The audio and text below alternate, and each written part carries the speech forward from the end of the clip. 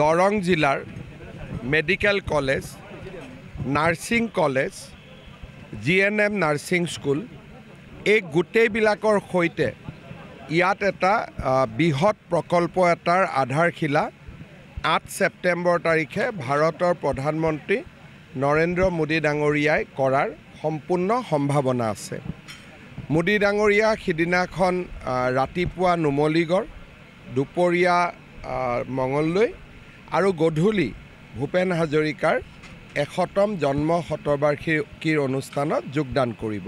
ভৱিষ্যতে ওদালগুৰিতো মোৰ এখন মেডিকেল কৰাৰ ইচ্ছা আছে।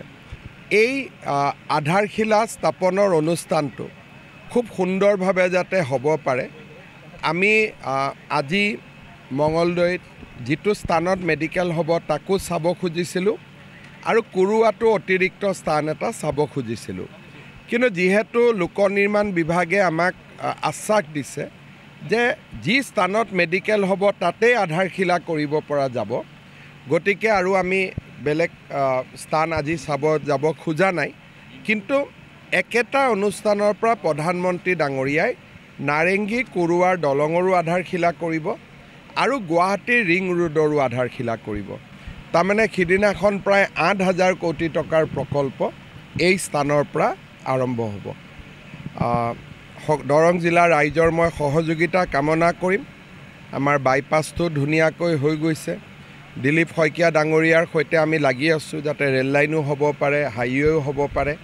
গতিকে দৰঙে এটা নতুন ৰূপ পাব, তাক আমি আশা কৰিছোঁ।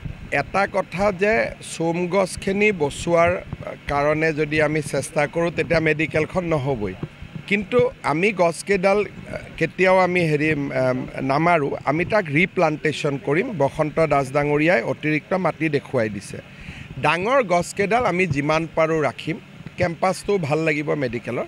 স্কিলখন এই বছৰৰ শেষৰ ফালে হ'ব লাগে, কিন্তু যিটো স্পীডত কাম হৈছে মই ইমান সন্তুষ্ট নহয়।